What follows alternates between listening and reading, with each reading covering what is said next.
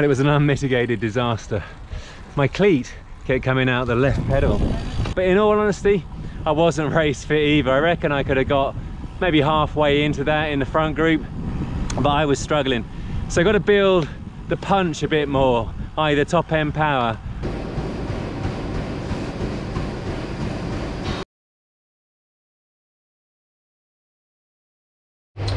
Well, the last 2 weeks have been super high in terms of both the volume on the bike in particular, a lot of distance, 2 sportives, 160 kilometers each, plus also some good intensity within all of that. A couple of big digs on Whiteleaf and Ivanhoe Beacon. The day before was obviously a Swains Lane PB. I had the fail crit. Ed's threshold with surge training is pretty intense, and also I did a Zwift race. So a lot of intensity in amongst a lot of volume on the bike. You know, 11 to I think 12 hours on the bike, plus the usual strength training, upper body versus lower body and one all body. So 3 strength training sessions. So this week I'm just halving the volume in order to give the body a bit of a break. I'm keeping in a bit of the intensity though. So here I've had just 2 sets of single leg deadlift, 8 reps of the 28, and I've built here on a conventional deadlift from 3 reps with 60 to 3 with 70, 3 with 75 in here, my final set of 1 with 80.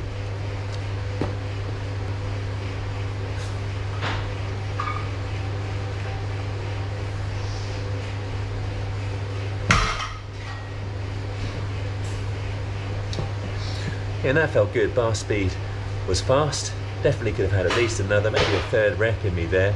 But given we're trying to give the body a bit of a break, it's just greasing the groove today, and hopefully next week we press on with a little bit of aggression. So after my shortened volume gym session, here we are on an Ed Lavrat training.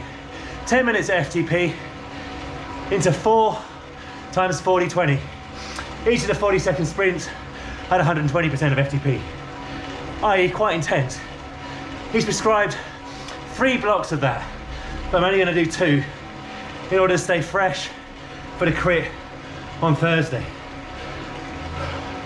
Again, sticking with the theme of keeping in the intensity. In my view, whether you're in the gym and it's strength, or on a bike and it's top end power, that's what goes first if you have a break or a deload week.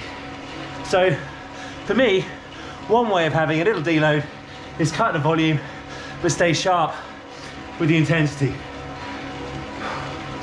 In the future, I will cut the intensity and cut the volume. But now, with the crit on Thursday, it's not quite the right time for that. Here we go, 5 seconds from the first 40-second sprint.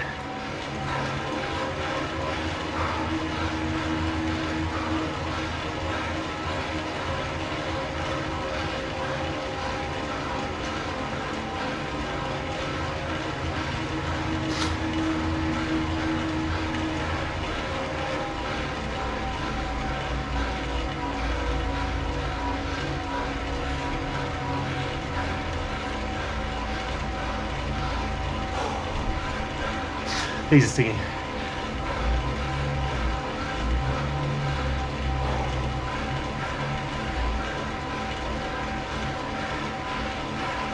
"20 seconds recovery.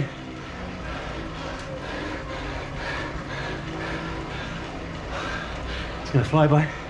Come on, geez.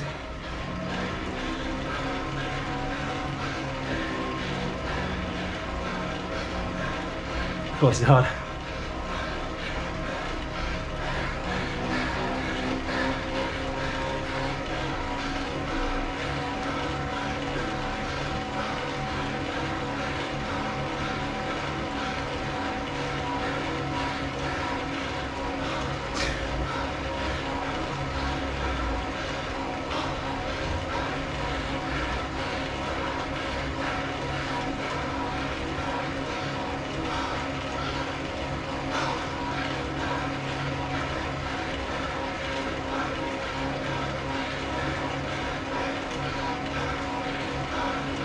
ERG mode is not engaged.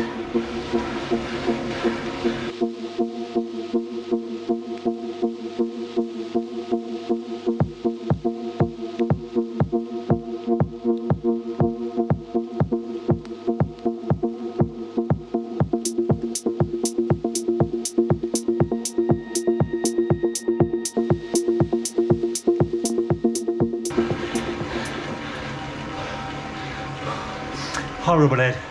Absolutely horrible.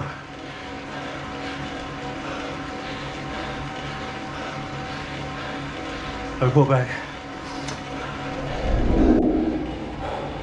Telling myself it's a privilege to be able to be in a position where I can push beyond my comfort zone. I'm going to embrace these 40-20s.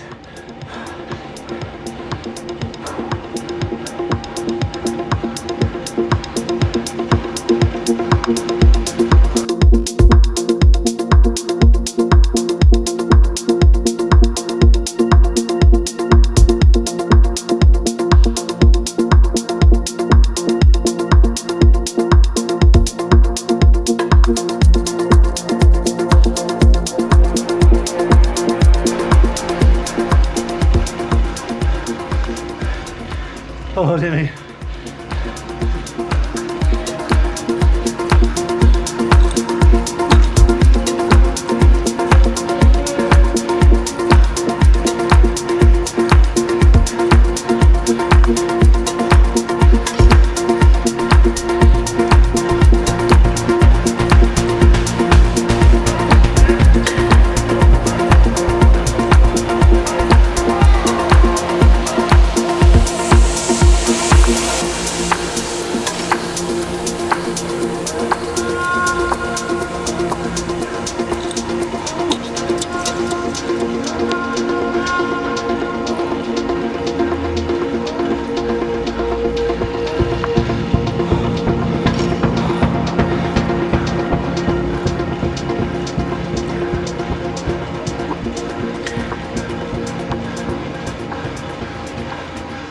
Oh, horrible, disgusting.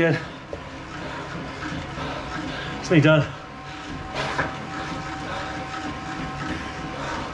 I'm away with the fairies.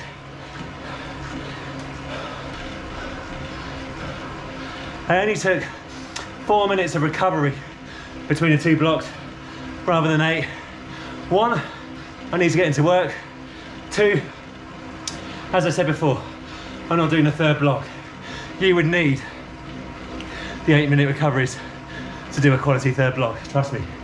Today's training was fasted on the water, the amino acids, and a cold coffee.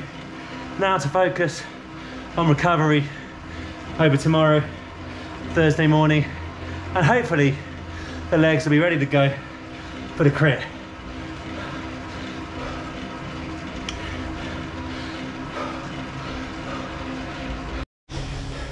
You can see here on the pretty Zwift raft, very high quality for the first block, 4 minutes recovery.